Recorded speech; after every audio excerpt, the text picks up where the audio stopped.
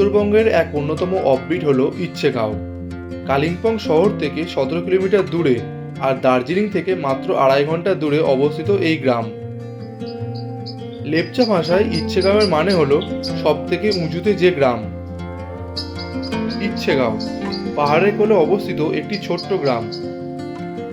দূর থেকে দেখলে মনে হয় যেন পাহাড়ের গায়ে ছোট ছোট বাড়িগুলি কেউ যেন বসিয়ে দিয়েছে। এই গ্রামের প্রতিটি বাড়ি হোমস্টে হওয়াতে দেখতে আরও সুন্দর লাগে। এই গ্রামের প্রায় সব জায়গা থেকেই কাঞ্চনজঙ্ঘার খুব সুন্দর ভিউ পাওয়া যায়। পাহাড়ি গ্রামের জীবনযাপন, এখানকার মানুষের সরলতা আর নানা রকমের ফুল দিয়ে সাজানো এই গ্রাম, যা আপনাকে মুগ্ধ করবে।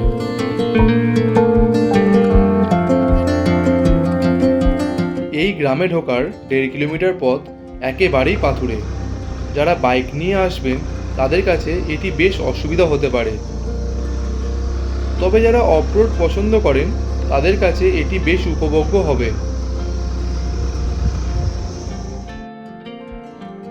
তবে আমার মতে এই রাস্তায় গাড়ি নিয়ে যাওয়াই ভালো। 4 চাকার ছোট বা বড় গাড়ি অনায়াসে যেতে পারে।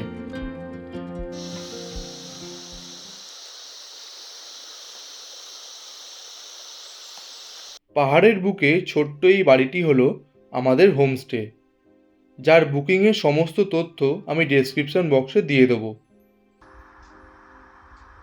এটা হলো আজকে আমাদের হোমস্টে। আমরা আজ এখানেই থাকবো। খুব সুন্দর, খুব সুন্দর। চারিদিকে পুরো ফুল আর ফুল। মনে হচ্ছে পুরো ফুলের স্বর্গরাজ্যে আছে।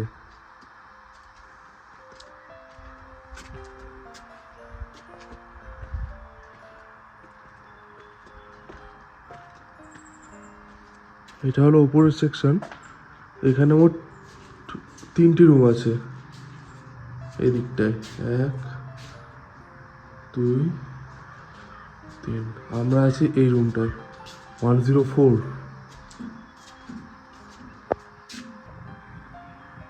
আর এই যে বারান্দাটা, এটাই হলো এই হোমস্টের সব থেকে, কি বলবো, সব থেকে সুন্দর জায়গা। এইখানে বসে খানিক আড্ডা অসাধারণ অসাধারণ লাগে। আর সব থেকে আকর্ষণীয় জিনিস হলো যেটা, সেটা হলো এইটা, একদম বারান্দা থেকে।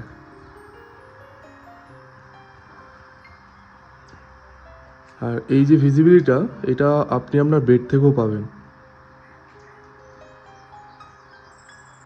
এটা হলো আজকে আমাদের রুম। দেখা যাক ভেতরটা কি আছে। এদিকে এন্ট্রি নিয়ে এখানে 2টো বেড আছে।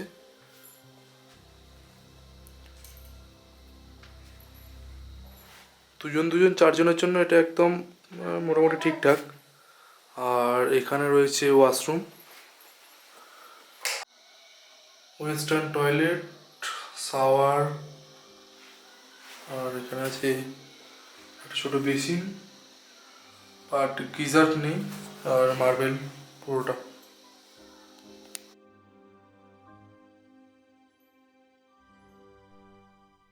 এই হোমস্টের সবথেকে বড় আকর্ষণ হলো এখানকার বেড থেকে কাঞ্চনজঙ্ঘার ভিউ, যা সত্যিই অসাধারণ।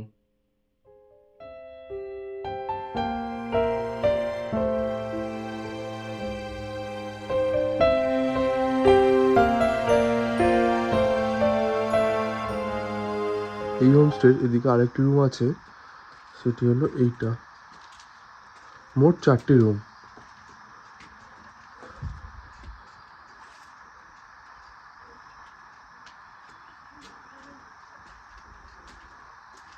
এটা উপরের সেকশন। আর এখানে একটা সিঁড়ি আছে যেটা দিয়ে ছাদে যাওয়া যায়। চলুন যাওয়া যাক। এই যে এই সিঁড়িটা দিয়ে।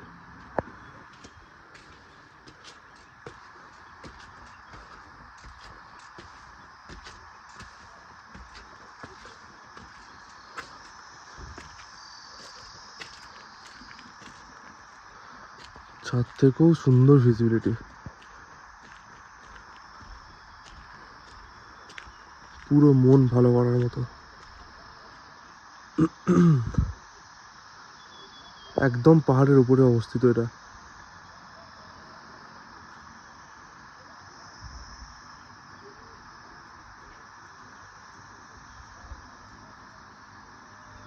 দুপুরে মেনুতে ছিল ভাত, ডাল, কোয়াশের তরকারি, ডিম কারি আর স্যালাড। সবকটি আইটেমই ছিল খুবই সুস্বাদু, তাই দুপুরের খাবারটা বেশ জমপেশি হয়েছিল। বিকালে বেরিয়ে পড়েছিলাম গ্রামটিকে ঘুরে দেখার জন্য। পাহাড়ের মধ্যে বেশ ছিমছাম ছোট্ট একটি গ্রাম। সিঁড়ি দিয়ে এগিয়ে চললাম উপরের দিকে।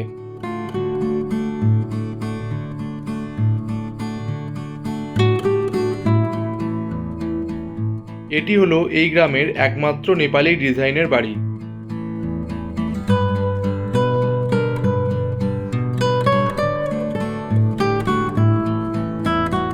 দুই পাশে নানা রকমের ফুল আর মাঝে ছোট্ট সরু সিঁড়ি উঠে গেছে গ্রামের একেবারে শেষ প্রান্ত পর্যন্ত।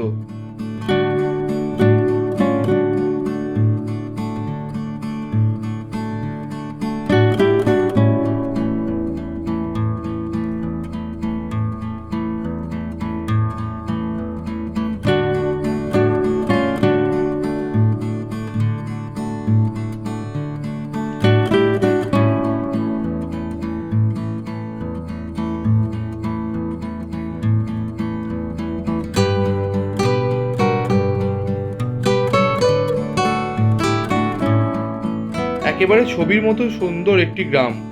মনে হয় যেন ঈশ্বর রং তুলি দিয়ে নিজের মতন করে ক্যানভাসটি সাজিয়েছেন। এটি কুয়াশের মাচা। আমরা এবার ফেরার সময় গোটা কত কুয়াশও নিয়ে এসেছিলাম।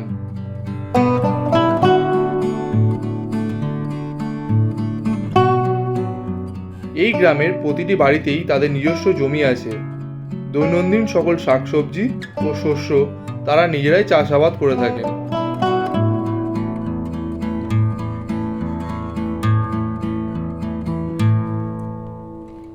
নানা রকমের রং বেরঙের ছোট ছোট সব বাড়ি। একটা মন্দিরও চোখে পড়ল।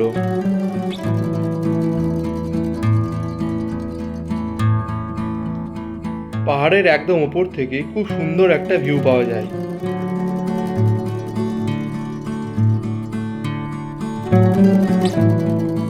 এখান থেকে তিস্তা নদী আর কাঞ্চনজঙ্ঘার একসঙ্গে ভিউ পাওয়া যায়।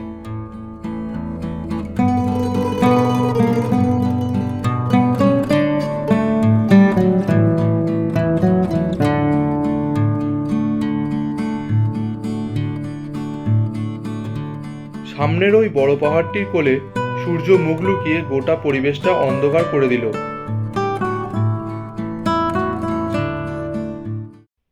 তবে সত্যি বলতে রাতের পাহাড়ের একটা আলাদা মায়া আছে।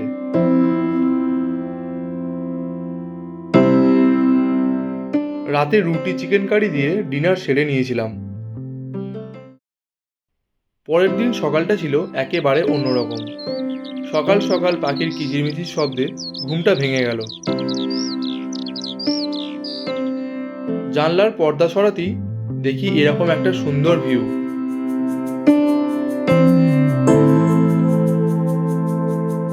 হালকা কুয়াশার চাদর তখনও পাহাড়গুলোর গায়ে পড়ানো, আর সূর্য হাসি মুখে লাল আলোয় গোটা আকাশটাকে রাঙিয়ে তুলেছে।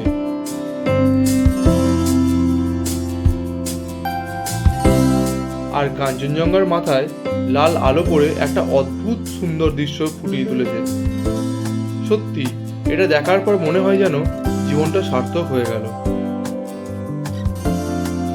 তারপর সকাল সকাল গরম গরম লুচি আর তরকারি দিয়ে ব্রেকফাস্ট করে বেরিয়ে পড়েছিলাম।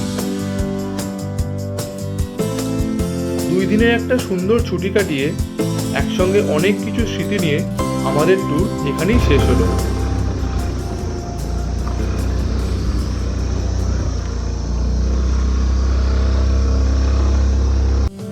প্রতিটি অফবিট লোকেশনের কিছু ভালো খারাপ অবশ্যই আছে। এখানে নেগেটিভ পয়েন্টগুলি হলো এখানকার কোনো হোমস্টেতেই গিজার নেই। গ্রামে আসার রাস্তাটি একেবারেই পাথুরে। এই 2টি পয়েন্ট বাদ দিলে আমার ব্যক্তিগতভাবে জায়গাটি আমার সুন্দর লেগেছে। অর্গানিক ফুড, খুব ভালো কাঞ্চনজঙ্ঘা ভিউ, আর এখানকার মানুষের আতিথেয়তা আমাকে মুগ্ধ করেছে। তবে আজকের মতো এইটুকুই। ভিডিওটি ভালো লাগলে লাইক, শেয়ার অ্যান্ড সাবস্ক্রাইব করতে ভুলবেন না।